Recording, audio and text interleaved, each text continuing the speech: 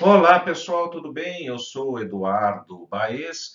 Este é o canal História Integrada Edu Baez.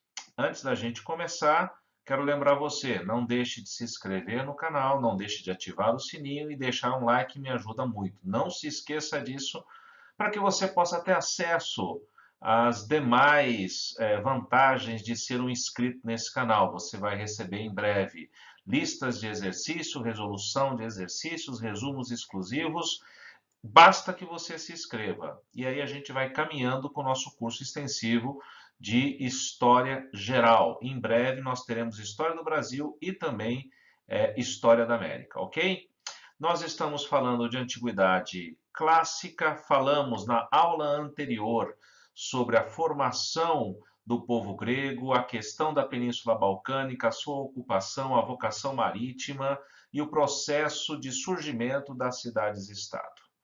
Na aula de agora, de hoje, deste momento, nós vamos falar de uma das cidades-estado que se desenvolveu na região da Península Balcânica. Uma cidade que se desenvolveu de maneira diferente ou teve um destino um pouco diferente das demais cidades.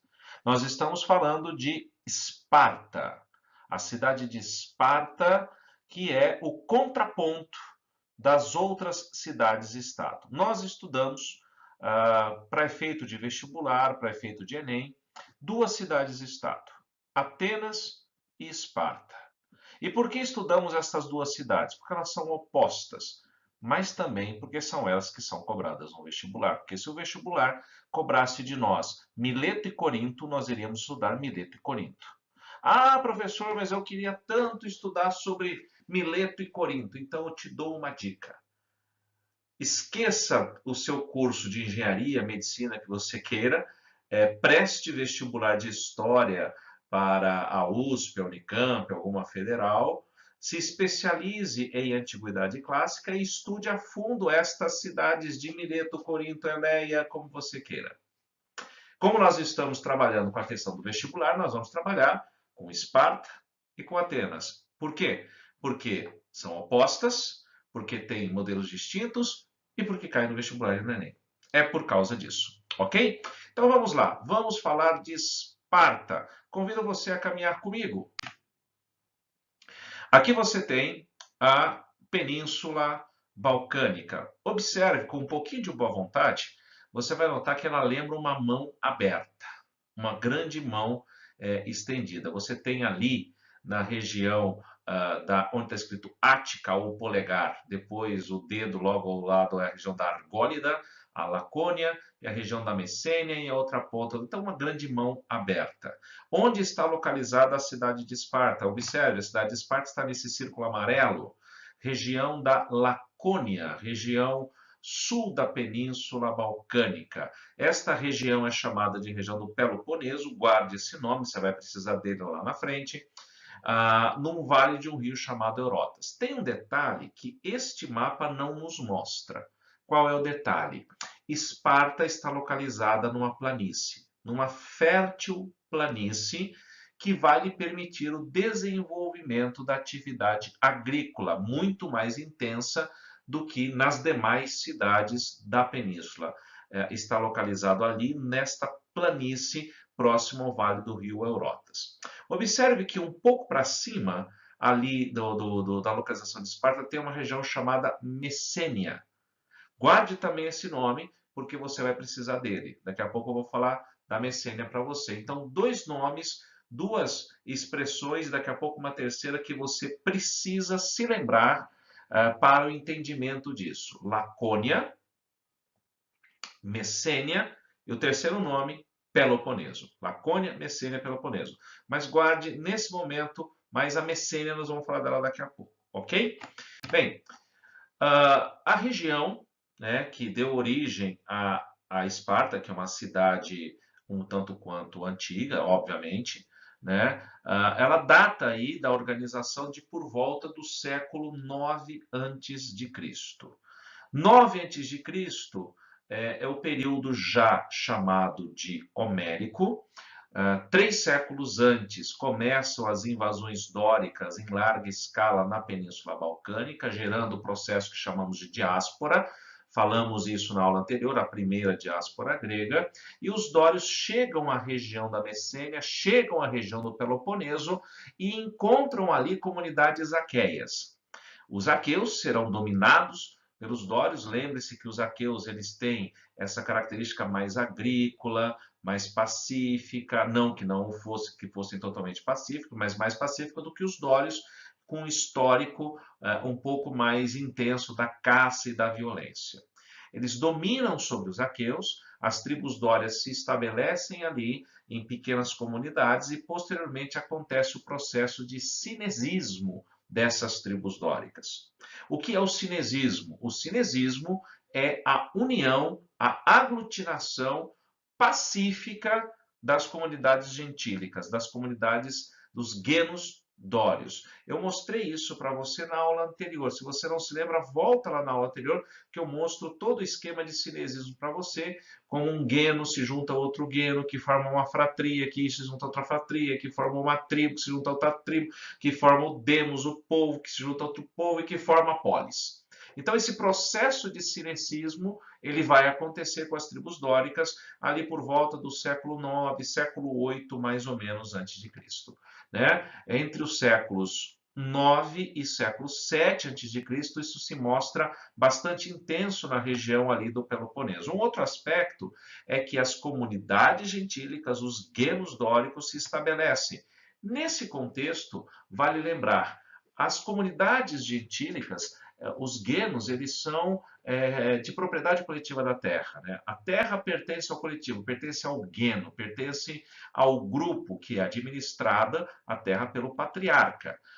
Esse patriarca é o chefe guerreiro, é o chefe sacerdotal, administra as estruturas. Né? Desta maneira, no sistema gentílico, neste sistema do gueno, nós vamos notar poucas diferenças sociais ainda.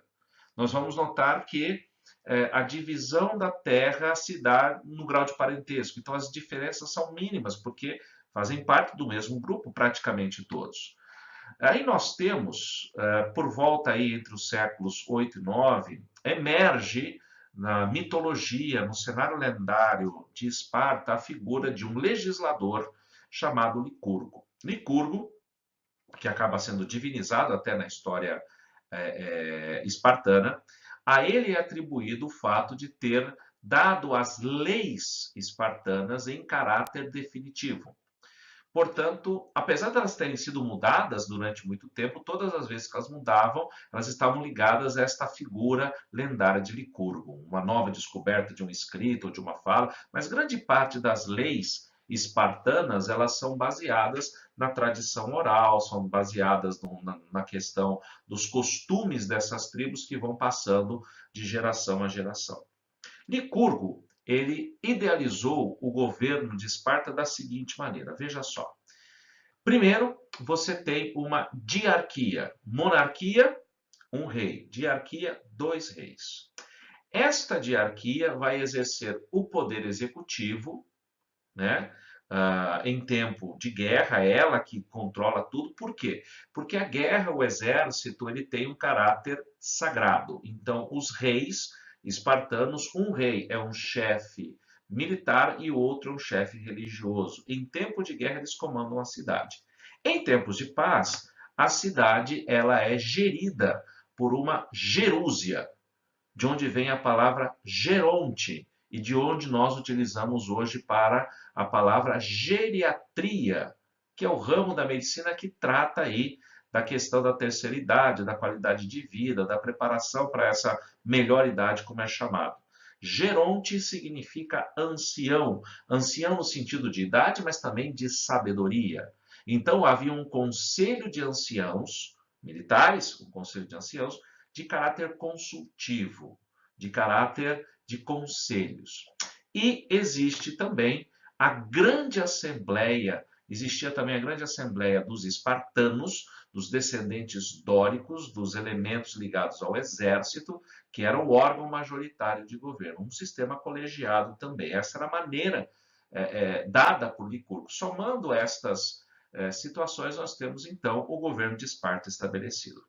Observe que Esparta, a cidade, ela se desenvolve praticamente de maneira idêntica à maior parte das cidades gregas, mas haverá uma inversão daqui a pouco, tá? Essa inversão, esta mudança, melhor dizendo, não inversão, a partir do século VII antes de Cristo, começa a se tornar evidente. Até o século VII, como eu coloco aí no visual para você, a evolução da cidade-estado espartana, ela é semelhante às demais, da monarquia para a oligarquia. No entanto, ela não evolui para a tirania. Não evolui para a tirania, justamente pelas questões que eu vou te mostrar agora. No século VII, os espartanos entraram em guerra por questões de terra e tudo mais com a região da Messênia.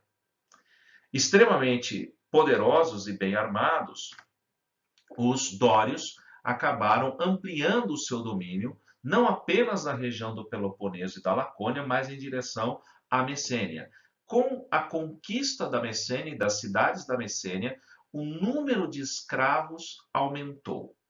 Já era grande antes, porque quando os dórios, que dão origem aos espartanos, chegam à Península Balcânica por volta do século XII, já tem gente por ali, aqui os Jônios e Eólios. Quando os dórios chegam à região do Peloponeso, já existem ali comunidades aqueias, como eu disse anteriormente. Uma dessas comunidades era a cidade de Ilós, e os habitantes de Ilós acabaram sendo dominados pelos espartanos, pelos dórios espartanos, e se tornaram prisioneiros de Esparta, forçados ao trabalho. Falarei deles daqui a pouco. Os ilotas, já em grande número. Agora, com a conquista da Messênia, o número de escravos aumenta ainda mais. E, por conta disso, a cidade-estado de Esparta passa a viver uma grande preocupação por conta do aumento significativo do número de escravos, que se unissem, teriam capacidade, inclusive, para tomar o poder e controlar a região, tirando de cena os espartanos. Desta maneira, a opção da cidade de Esparta será ensimesmar-se, será fechar-se em si mesma, a título de uma proteção, fortalecer o seu exército, fortalecer as suas estruturas, manter as suas estruturas, a fim justamente de manter o seu status quo. Criar uma estrutura de repressão e opressão a esta grande massa de escravos se torna então algo importante para que haja justamente a manutenção do poder dos espartanos. Então, esta manutenção de poder é chamada de status quo, estado das coisas. A criação de um exército permanente. Este exército ele existe para a manutenção da ordem interna e do domínio sobre a região do Peloponeso, estabelecendo aliança com algumas cidades. Entenda que o exército espartano, ele, embora ele seja muito bem treinado, ele é muito mais um endo-exército do que um exo-exército, para manter a ordem justamente em face à grande massa de escravos. Perfeito? Algumas transformações econômicas também explicam, né, a vocação e o modelo espartano. Primeiro, com o processo do cinecismo, da união das tribos dóricas, o que nós vamos notar em Esparta é a passagem do modelo coletivo para o modelo estatal da terra. Diferente das outras cidades, que nesse processo viram surgir propriedades particulares. Aqui não. Aqui a transição no modo de cinecismo, de aglutinação das tribos dóricas, se dá com o surgimento de uma propriedade estatal que pertencerá à cidade de Esparta e será partilhada entre os espartanos para ser produzida. Porém, a propriedade nominal da terra pertence à cidade de Esparta. A relação é da seguinte maneira: o Estado, a cidade de Esparta, tem a posse legal. A escritura pertence à cidade de Esparta. No entanto, a cidade de Esparta dá ao espartano ou espartíata a posse útil. Ele pode tirar proveito dela utilizando-se da mão de obra dos prisioneiros, dos ilotas e posteriormente dos escravos messênios. As terras chamadas periféricas, que estão no entorno das cidades de Esparta, elas recebem o sugestivo nome de perióiques. Quem habita os perióiques? Os periecos, que habitam a periferia. Perieco, habitante da periferia da cidade. Esses habitantes eram os aqueus livres, aqueles que, em face mesmo da conquista, ao invés de resistirem, se aliaram aos espartanos e acabaram tendo a sua liberdade, porém sem direitos políticos, e passam a viver da prática do comércio, do artesanato no entorno da cidade. Como eu disse, os ilotas pertenciam a Esparta, no entanto, os ilotas, eles não podemos chamá-los efetivamente de escravos, porque escravo é comprado e vendido. Eles pertencem à cidade e são colocados a serviço dos espartanos pela cidade. Servos, talvez, mas eu prefiro o termo mesmo, prisioneiros de Esparta submetidos ao trabalho forçado, é mais específico para a gente tratar disso, ok? As transformações sociais também são bem claras. Eu quero retomar um pouco essa ideia das transformações sociais. Observe aqui esta imagem.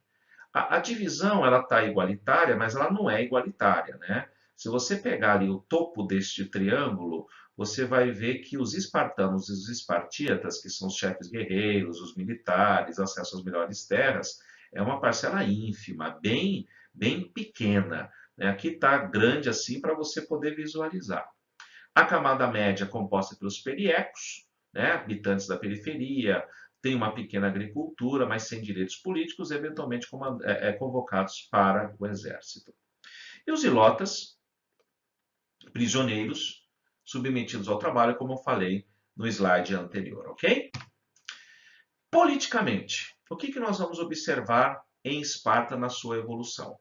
Veja, o exército ele é formado por cidadãos maiores de 21 anos descendentes dos dórios. Eles são os espartanos ou espartíatas. Vou falar da educação espartana, daqui a pouco você vai entender como que o sujeito ele chega nesse ponto. A Assembleia Popular, formada por todo espartano maior de 30 anos, que é autorizado a se casar e a procriar. Os cidadãos espartanos, eles são chamados de homoioi, que é mesmo que significaria iguais. Esta Assembleia Geral, através da eleição, veja, a prática de eleição, vai eleger os gerontes. Serão 28 gerontes maiores de 60 anos. Esses gerontes irão indicar 2 reis. Além disso, a Gerúsia e a Assembleia vão indicar 5 éforos. Esses 5 éforos, obrigatoriamente, são da Gerúsia também. São indicados dentro da Gerúsia, eleitos e ratificados pela Assembleia. Os éforos são responsáveis pela manutenção dos costumes, dos hábitos, das leis, a fiscalização dessas leis e das práticas dentro da cidade de Esparta. Tinha um mandato de 1 ano, poderiam ser reeleitos, mas eram considerados o órgão máximo da consulta e da manutenção desta estrutura de costumes e hábitos. Ok? Muito bem. A diarquia, como você está vendo aqui, ela comanda o exército. Lembre-se, o exército tem um caráter sagrado. O exército tem um caráter militar, sim, obviamente, mas sagrado. A guerra é algo sagrado no contexto espartano. Eventualmente, os periecos, eles são convocados para o exército. E os ilotas vivem em total opressão. Como é que é essa opressão e que tem a ver o exército com tudo isso para você poder entender? Veja só, com as mudanças estruturais que aconteceram no século VII, houve uma grande regressão cultural em Esparta. A necessidade de se manter o status quo buscou fechar Esparta em si mesma. Com isso, o progresso artístico, a cultura era pouco estimulada pelo Estado ou quase nada. Por quê? Porque isso traria ideias de fora necessariamente. Isso começa a gerar características próprias da cultura espartana. Por exemplo, a prática do laconismo. O que é o laconismo? É o falar pouco e o estritamente necessário. Sim, senhor. Não, senhor. Tá bom demais. Falar pouco para não dar informação ao inimigo. Falar pouco para ser pragmático, para não perder tempo. Juntamente com esta ideia do laconismo, lembra a região da Lacônia? Laconismo, falar pouco. Existe a xenofobia, a aversão a tudo que vem de fora que possa ameaçar o estilo de vida espartano. E a xenelasia, que é a expulsão do estrangeiro. O estrangeiro não é bem visto e ele não pode nem sequer ficar na cidade. Isso tudo reforçando esse modelo do status quo. E isto é evidente no que diz respeito à educação espartana. A educação espartana ela é baseada em viver para o Estado, viver para a cidade.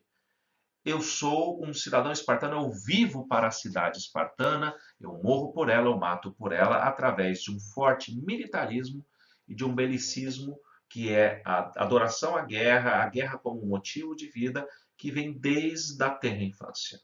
Veja só, não há um grande crescimento demográfico em Esparta a partir de um determinado momento. Por quê? Apesar do grande número de escravos, você poderia pensar assim, então é só você aumentar o número de espartanos. Só que é meio complicado aumentar o número de espartanos.